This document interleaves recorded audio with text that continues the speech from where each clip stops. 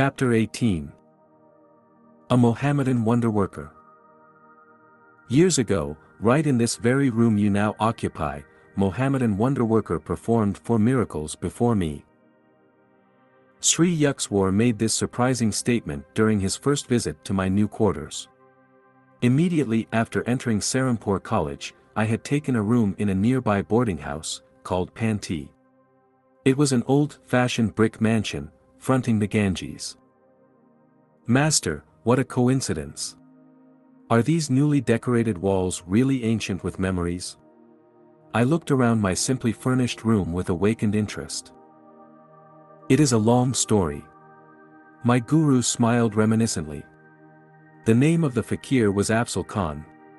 He had acquired his extraordinary powers through a chance encounter with a Hindu yogi.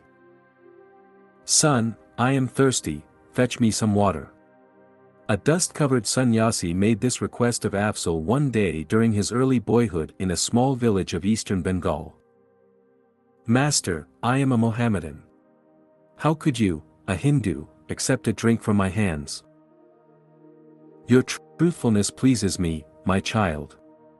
I do not observe the ostracizing rules of ungodly sectarianism. Go, bring me water quickly." Afzal's reverent obedience was rewarded by a loving glance from the yogi. "You possess good karma from former lives," he observed solemnly.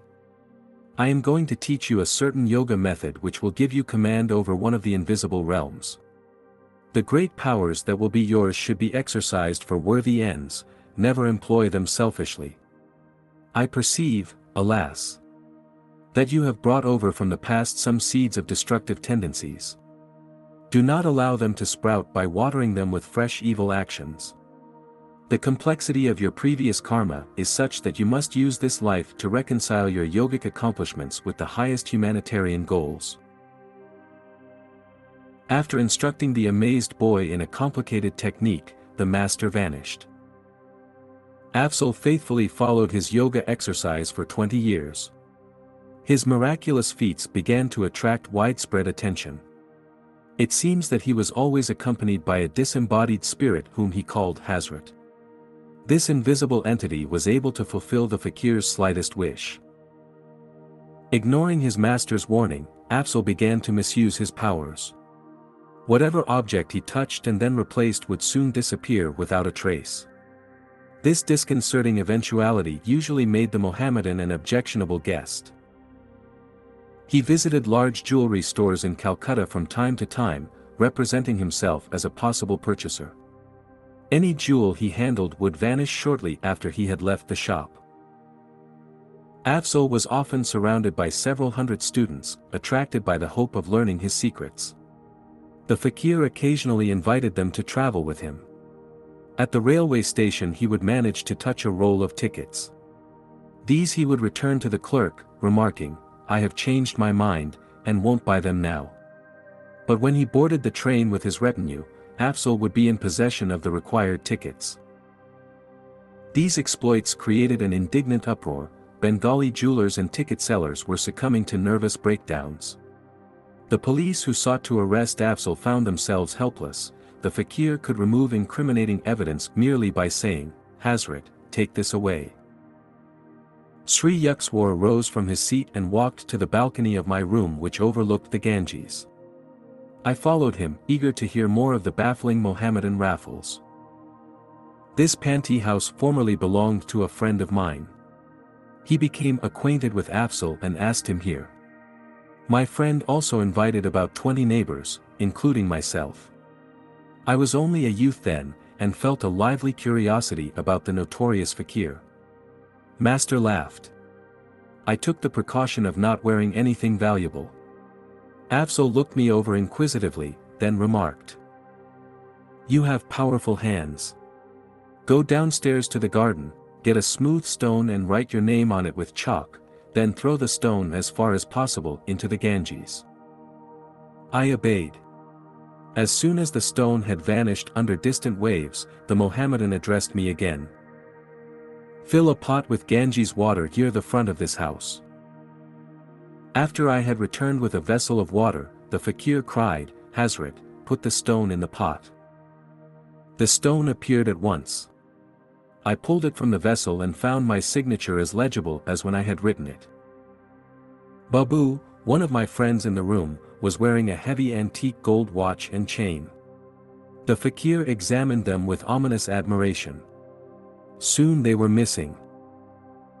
"Afzal, please return my prized heirloom." Babu was nearly in tears. The Mohammedan was stoically silent for a while, then said, "You have 500 rupees in an iron safe. Bring them to me, and I will tell you where to locate your timepiece." The distraught Babu left immediately for his home. He came back shortly and handed Afzal the required sum. "Go to the little bridge near your house," the fakir instructed Babu. "Call on Hazrat to give you the watch and chain." Babu rushed away. On his return, he was wearing a smile of relief and no jewelry whatever.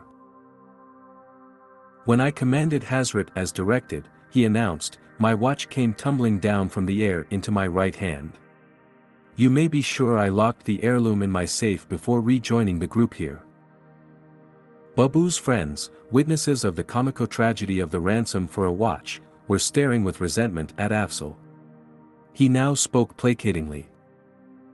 "Please name any drink you want, Hazrat will produce it."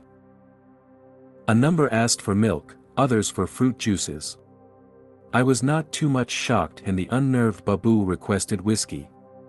The Mohammedan gave an order, the obliging Hazrat sent sealed containers sailing down the air and thudding to the floor. Each man found his desired beverage. The promise of the fourth spectacular feat of the day was doubtless gratifying to our host. Afzal offered to supply an instantaneous lunch. "Let us order the most expensive dishes," Babu suggested gloomily. "I want an elaborate meal for my 500 rupees. Everything should be served on gold plates." As soon as each man had expressed his preferences, the fakir addressed himself to the inexhaustible Hazrat. A great rattle ensued, gold platters filled with intricately prepared curries, hot luchis, and many out-of-season fruits, landed from nowhere at our feet. All the food was delicious. After feasting for an hour, we started to leave the room. A tremendous noise, as though dishes were being piled up, caused us to turn around. Lo! There was no sign of the glittering plates or the remnants of the meal. "Guruji," I interrupted, "if Afzal could easily secure such things as gold dishes, why did he covet the property of others?" The fakir was not highly developed spiritually, Sri Yuxwar explained. His mastery of a certain yoga technique gave him access to an astral plane where any desire is immediately materialized. Through the agency of an astral being, Hazrat, the Mohammedan could summon the atoms of any object from etheric energy by an act of powerful will. But such astrally produced objects are structurally evanescent, they cannot be long retained. Afzal still yearned for worldly wealth which, though more hardly earned, has a more dependable durability. I laughed. It too sometimes vanishes most unaccountably. Afzal was not a man of God realization, Master went on. Miracles of a permanent and beneficial nature are performed by true saints because they have attuned themselves to the omnipotent Creator. Afzal was merely an ordinary man with an extraordinary power of penetrating a subtle realm not usually entered by mortals until death. "I understand now, Guruji. The afterworld appears to have some charming features." Master agreed. I never saw Afzal after that day, but a few years later Babu came to my home to show me a newspaper account of the Mohammedan's public confession. From it I learned the facts I have just told you about Afzal's early initiation from a Hindu guru. The gist of the latter part of the published document, as recalled by Sri Yuxwar, was as follows: "I, Afzal Khan, am writing these words as an act of penance and as a warning to those who seek the possession of miraculous powers. For years I have been misusing the wondrous abilities imparted to me through the grace of God and my Master. I became drunk with egotism, feeling that I was beyond the ordinary laws of morality. My day of reckoning finally arrived. Recently I met an old man on a road outside Calcutta. He limped along painfully, carrying a shining object which looked like gold. I addressed him with greed in my heart.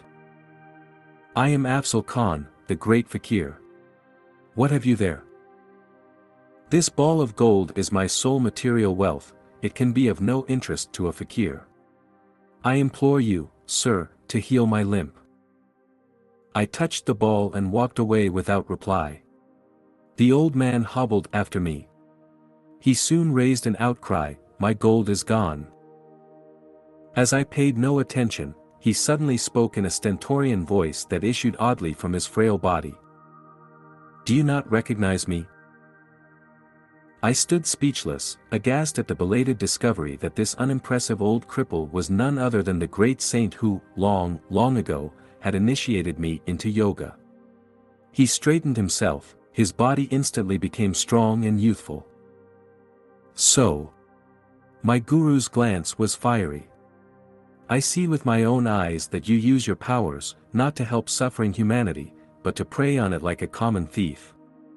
I withdraw your occult gifts, Hazrat is now freed from you. No longer shall you be a terror in Bengal. I called on Hazrat in anguished tones. For the first time, he did not appear to my inner sight. But some dark veil suddenly lifted within me, I saw clearly the blasphemy of my life. My Guru, I thank you for coming to banish my long delusion. I was sobbing at his feet. I promised to forsake my worldly ambitions. I will retire to the mountains for lonely meditation on God, hoping to atone for my evil past. My master regarded me with silent compassion.